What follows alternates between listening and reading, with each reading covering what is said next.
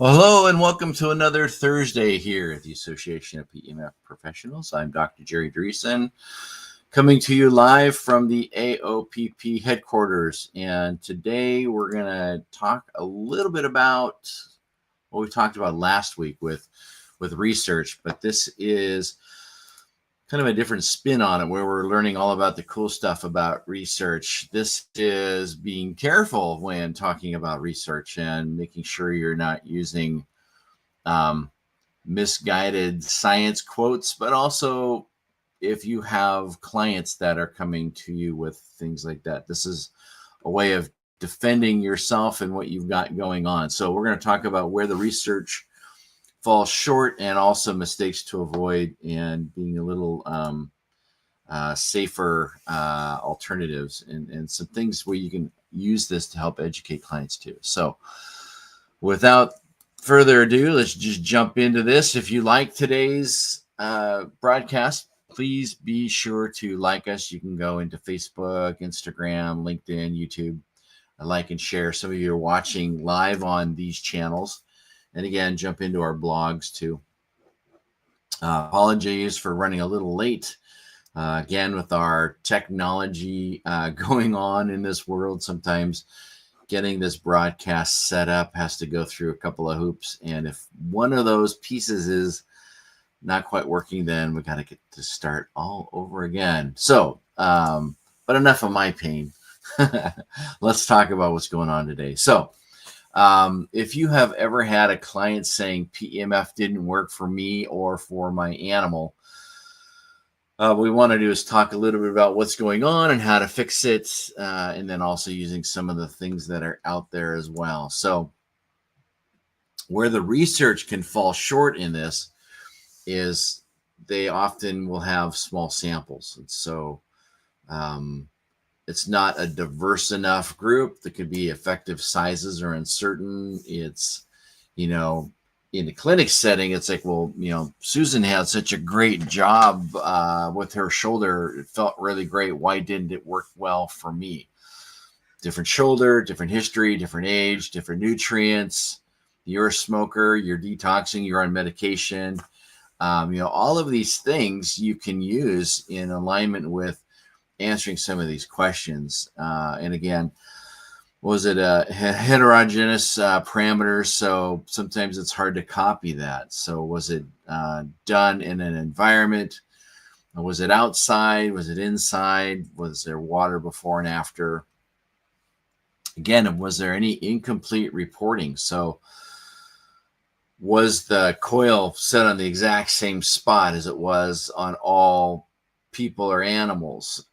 Sometimes that's hard to copy and paste. Just even a slight 2-inch difference, 15-degree angle. I mean, all of those things can be the difference between an exact copy match versus protocol. What were they being active? The different types of care. So was it static? Was it passive? Active with weights, doing rubber tubing? Were they moving around a lot?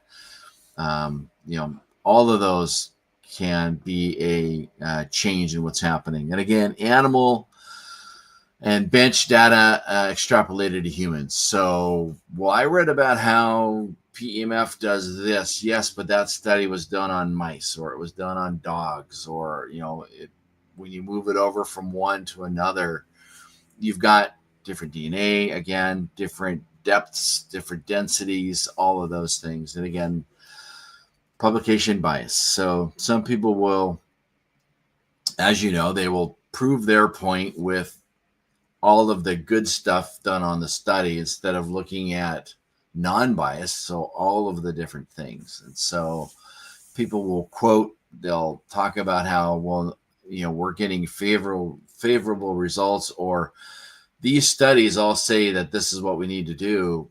But again, there's also studies done in the same technique that say these things can happen too.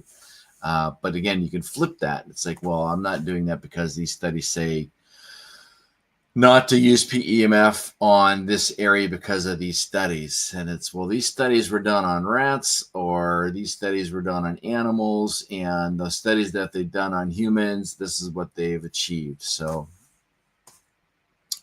a lot of stuff in a short period of time. And that was in under 5 minutes. You guys got a lot right there.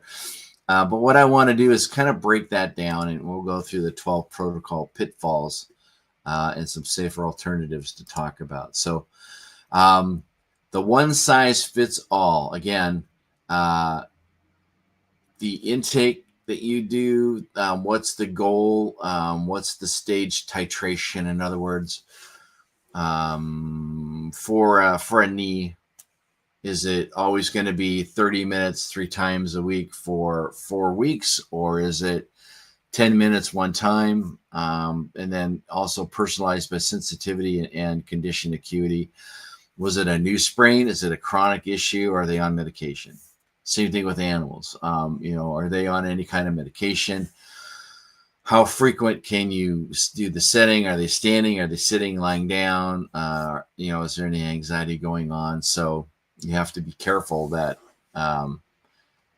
we don't have those issues. And I might bring this up again down the slide, but there is no Betty Crocker cookbook for this, and being able to replicate exactly the same thing means that you're using a recipe, and oftentimes that works great, but you might have to change it up a little bit. Like if there's a change in, if we're talking about baking a cake, there's a change in temperature. The oven doesn't get any hotter or any colder. If there's different pan size, different kind of flour. So those are some things to swap out there. Overdosing early, so more power now. So just be careful.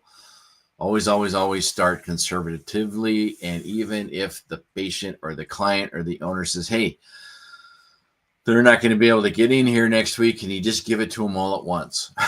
Right? Can you just crank it up? Or can we do a full hour today instead of that, 20 minutes you were talking about? So just be careful. And then again, only increase if it's well tolerated. Some people can have a huge detoxification effect, and they have PEMF didn't work. It gave me a headache. Well, actually it did work because it detoxed you. Did you drink the water afterwards? Like I told you? Oh, I don't remember you telling me that. Were they hydrated enough to start with? Make sure you're, well hydrated when we do this, because for some people it takes a lot before they begin to detox, and others it takes very little, and they can already be, in a foggy cloud. I always tell people, it's like after a massage, some people like really foggy and can be a little headachy. It's the same thing. And remember how PEMF can help people's blood flow absorb more of the medication they're on. So, it's really important to have them list that out and at least know what it's like for toxic doses, if they're taking too much. So to know those symptoms. So again, clipboard, person's name, that information, all of that's important versus like, hey, come over here, let me just throw this on you and you can try it out. Or somebody says, hey, can you do that to me? Or, hey, can you now take that over there on that animal? So those are some, things for your ears to perk up. It's like, I can, however, I want to go through my protocol listing to make sure that there isn't anything going on. It's like, yeah, but I heard that, works great on knees. Let's do it on my knee. Well, what's the history of your knee? Again, or you've used it on my knee and now my leg hurts. Okay, well, it's because of, and then being able to tell them what's going on. Underdosing, then declaring failure. So it's, committing to a trial window with objective checkpoints. So again, checking the pain scales, range of motion, functioning. Oftentimes it's like, I didn't feel anything. Yes, but we did a range of motion. You could only turn your head 60 degrees, 80 is normal. Now you're going 85 degrees. So your function is improved, even though your pain's staying the same. If you can improve function, again, that's the goal. Pain often is the last thing that leaves. Wrong placement and coil orientation. So we talk about that too. So if you can find the origin of the problem, not necessarily the origin of the pain, it's like my wrist hurts, but the problem's up here on the first rib. And so you're working this area versus just on the wrist. It's like, well, you've been treating my wrist for, 6 or 7 sessions and the pain is still there. Well, you can, further up the area, try and go closer again to the origin of the cause of the problem, not necessarily where the pain is showing up or the symptoms. And then next is treating the symptom site only. So this kind of is a dovetail of what we just talked about. But think about all the other areas that serve this one spot. And, of course, if it's a sprain strain, I rolled my ankle, yeah, you're going to treat the ankle. But if they're coming in and they've got, I've got shoulder pain, well, is it thoracic outlet syndrome? Is it C5, C6, C7? Is there any spinal stenosis? Do they have the scalenes that are tight? Is the brachial plexus coming out of the scalenes? Is it the first, second, third rib? Before it even gets to the shoulder, is there a problem, what I call upstream? And so those are some of the things to tackle. If they're not getting results for the area, think of it like a lamp with a dimmer switch, and the light is dim. So are you treating the dim light, or are you going over to where the switch is and making sure that there isn't any problem there? So that's kind of thinking outside the box. And again, same crossover with animals too. If you're not getting results, chances are you may not be on the spot that's causing the problems. Ignoring comorbidities and meds. So again, we have a checklist that we give our members along with certification that people go through to make sure that there isn't a problem. And especially if you are doing this as a business, or even just to cover your own self, when you are at home, a neighbor comes by, it's like, hey, let me try this on you. Or you talk about how great PEMF is, and somebody says, can I try it? You go, yeah, come on over. We'll have coffee. We'll put this on you. Or, you're sitting there, hey, let me put this on your spot. You got to, these are some of the things you got to be careful about as far as, neuropathies, diabetes, if they're on an anticoagulant, if they have an implant. And again, also, if you've gone through protocols and they start having some medications and stuff, coordinate it with the MD. Just say, hey, is there a problem with better absorption of the medication that they're on? Stacking conflicting modalities back to back. So oftentimes in my practice, it is an issue that we're working on. There's 5 different things we can try. And I always tell them, I said, if we try all 5 of these and you get better, which of them helped you get better? Was it all 5? Or if you got sore, which of those 5 things caused you to be sore? And so I want to try one thing first, and then we can start adding these others. And the same thing like at home. So, if they're at home and they're doing ice, or they're doing heat, or they're doing exercises or stretches or yoga, and they're not telling you these things, that's important to know, because what they're doing outside of what you're doing may be the thing that's causing the problem. Skipping hydration and basic recovery. So you've heard me talk about that. And the pre-session and post-session, if you're out traveling and you're working on people, carry water with you. It's like, I want you to go have a big glass of water. Well, I don't have any water. Okay, drink this bottle. Hydrate your people before and after. And same thing with animals. And if there's nothing around, just say, well, just remember, if you feel a little foggy or headachy after this, it's just because it's PEMF. It's doing its job. It is actually causing your body to detoxify. So, go have a big glass of water. It doesn't have to be water. It's always good to wash your dirty car with clean water, right? So, it can be coffee, it can be tea, it can be, energy drink, but, getting some hydration in there to help flush out some of these toxins. And then no session logging. So if you are working on somebody and they're having a a reaction or they're saying it's not working, you should have a log of the times that they've been in, what device you're using, what attachment you're using, where it was placed, and how long it was done for. And again, hydration before and after. So, those are some of the basic things on your log on the page for that person. And even if it's just one time, a month down the road, you're not going to remember. So to have all that stuff written down and logged in. Stephen, taking a picture with your phone. It's like, okay, let me get you all set up. And it could be a video, here's Mrs. Johnson. We're trying PEMF for the first time. We've talked about their health history. There isn't any problem. And they just had a big glass of water. And I just want to show you where we've got things placed. We're doing 10 minutes and we're doing that small double loop. It's recorded. There's 1,000 words right there just in a 30-second video. So use your technology that you have if you don't have the ability to write it down. And then there's device hopping, or as far as mismatch of the specs. So if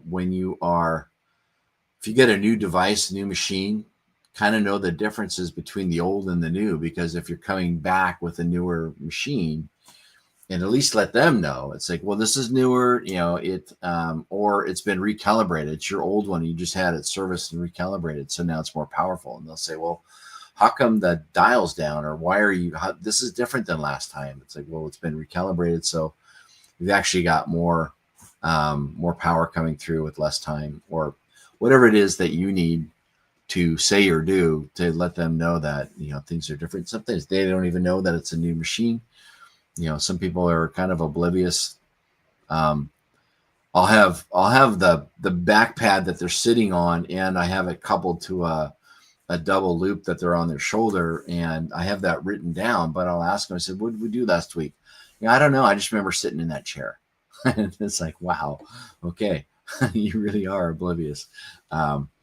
Where I've had some other people say, hey, last time you had both of those things tied together in the machine, and I had two things going on. And I look down and go, oh yeah, you're right. So you get both sides of the spectrum. But with animals, if you're showing up and you're the only one there, again, taking a picture, getting that in your books, all of that's really important. And then a contraindication drift. So again, double check and say, has there been any new medications, or are you doing anything new since the last time I saw you? There are people like, oh yeah, I went to the doctor last week and now I'm on this new medication, or they upped my medication. So those are some questions to ask in between sessions to make sure that you're, on top of. Yeah, we're pregnant. And it's like, wow, okay, whoa, wait, what? That kind of changes things as far as what we're doing. And some people, they may have gotten in a car accident since the last time you saw them, and their memory might be a little foggy, or they're starting to have petit mal seizures because of the gabapentin that they're on. So again, those are all things to be thinking about. And then defer to the prescribing clinician when in doubt. So it's okay to say no. It's okay to say time out. We got to stop, because I want to make sure that what we're doing isn't affecting anything else that you're doing, working with your doctor, your physical therapist, your naturopath, your chiropractor. All of those things are important. No taper or maintenance plan. So sometimes, we talk about the dry sponge going into the bucket of water, and then once the sponge becomes soaked, it doesn't need to go into the big bucket of water anymore. It just needs to have a couple of drops of water put on it every once in a while. PEMF can be that way too. So you can start on this big plan, and once they're feeling better, or their bone density went up, or their joint swelling and pain went down, you don't need to keep hitting them with a large frequency program. It can begin to taper down, and those actually become really good referrers too, because now they're on a maintenance plan where they're coming in and topping off the tank, but they're telling other people about this new device and how it's helping them out. So again, you can use that as marketing and say, we're actually dropping down to, like once a week now. And what I want to know is, I'm sure there's somebody else that's got problems like yours that can begin to come in and start care like you did. Who do you know that we can help? So just, simple questions like that you can use to help build your business. Or animals. It's like, do you know any other farms out here that have animals with these problems? Because now that your horses or your cows or your work dogs are running around without any problems, we put the pup back in the puppy, or put the puppy back in the dog. Who do you know around the area here that is having same issues that I can help out? So in closing, as we're winding down here, just remember, having a decision tree, with a defined goal, and choose these things as far as, conservative starting parameters. Have your cookbook. It's like, for a knee, this is what I like to do. For shoulder, this is what I like to do. For depression, this is what I want to do. For bladder incontinence, this is what I want to do. So have those things going on. Same thing with animals, for a knee or a foot or a shoulder, or hips. This is the program that I want to do. But you can always start out with, let's just go small, try it out, see how they do. If there isn't any reaction, this is where I want to go. If there is a reaction, then this is what I want to do. But, come to the event with begin with an end in mind, right? Those of you that have listened to those tapes.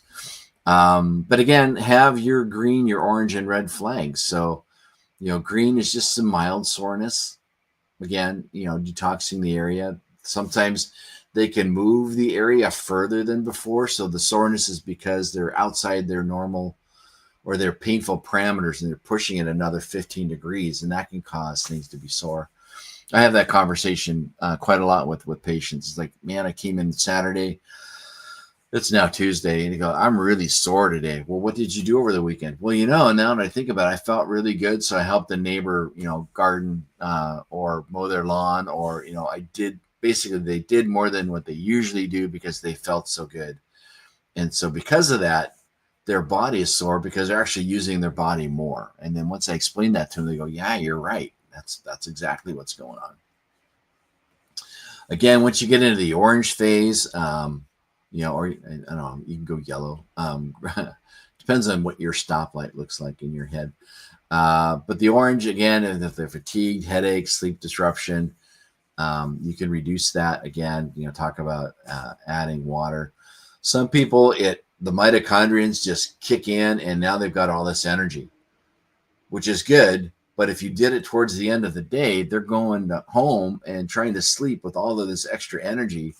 It can be tough. So they might be your morning people. It's like, well, we need to do this in the morning so that you're not so full of energy at night. And which is a good thing. But yeah, let's have you be full of energy at 2:00 in the afternoon versus 2 in the morning. And then red is, if there's any kinds of, increased pain, it's like, I have no idea what's going on here, why you're hurting so much. Again, the research is all showing that we shouldn't have any problems. What else is going on in your world? And at that time, they might even divulge to you something they didn't tell you, or it's like, we need to, if they're working with a medical doctor, it's like, we need to let them know that we're doing this and this is showing up because it might be something they can help you out with. So again, corroborate with healthcare professionals. And then as far as scheduling, so if they're acute, higher frequencies, come in more frequent for more sessions, and you don't necessarily want to have it on there for a long period of time because that might cause things to generate more pain. So again, higher frequency, short sessions, chronic. I have people coming in 30 minutes. They'll do 20 minutes. They'll do 10 minutes on a shoulder. I have them set up so they're sitting on the pad and they go shoulder 10, and then the back pad's been on it for the full 20. So those are some ways to mix it up, and then getting really good results with that. And again, scheduling with chronic, we talked about that. And then if there's any post-op or edema, it's do the doctors want the area to bleed, or they want it to be void of blood, right? So those are the things to think about, because it does increase the capillary work on the area. Usually, 2 or 3 days after an injury, increased blood flow is good, because the blood comes in and starts to detox the area and bring in good nutrients and take away bad stuff. And then again, document what's going on. You create the document that's going to help you out with what you've got, whether it's human or animal or both. And then, is it a notebook of your day, or is it a file system of your clients? So those are some things to think about too. And is it a one-page intake? So somebody that's new here, fill this out. They tick the areas, boom, boom, boom, boom, boom, and now you've got an overall view. They've got a little body design. They can circle the areas and number them or mark them with a code that you've got off to the side for pain or stiffness or tingling or numbness, all of those things. So you've got that whole 10,000 foot view of their body before you start, or like with the animal. And again, it's going to be up to the trainer to tell you what's going on. And, literally it's them that's going to tell you how they've been behaving in between sessions. So make sure you have all of that set up. That's kind of a 26-minute version. But as far as the takeaways, personalize what's going on, log what you've got going on, iterate what's happening, but respect the guardrails that you're seeing. And they need to respect those too. So don't let your clients dictate their care to you based on what you know. Don't let them push you outside of that as far as frequency and power. Call to action, those of you that are new to this and you're learning this stuff and like, wow, how can I learn more? Well, we've got our certification programs. We've got human, we've got large animal, small animal, just general PEMF, and we have infrared too. So those are some of the things we've got that we can share with you. And then those of you that have any questions, drop them in. We're more than happy to answer that. Q&A, you can also send us emails. I've got that information in just a second. But again, thanks for those of you that are joining. It's great to see you live with us. And again, if you're not here live and you're watching a recording of this, thanks for hanging out. And if you have any questions or you want to know more about us, you can become a member, get certified, use that certification skills and knowledge to your advantage. You can, use our AOPP logo on all your stuff. You got your certification badge that you can use to get into events. But become a member. PEMFprofessionals.com is where you go. And if you have any questions or tips, info@PEMFprofessionals.com is where you go to put that stuff in. And again, thank you so much for your time today. Have a great 3-day weekend, those of you in the U.S., those of you that are international. Thanks again for joining us, and we will see you next week on our next live stream. So with that, take care.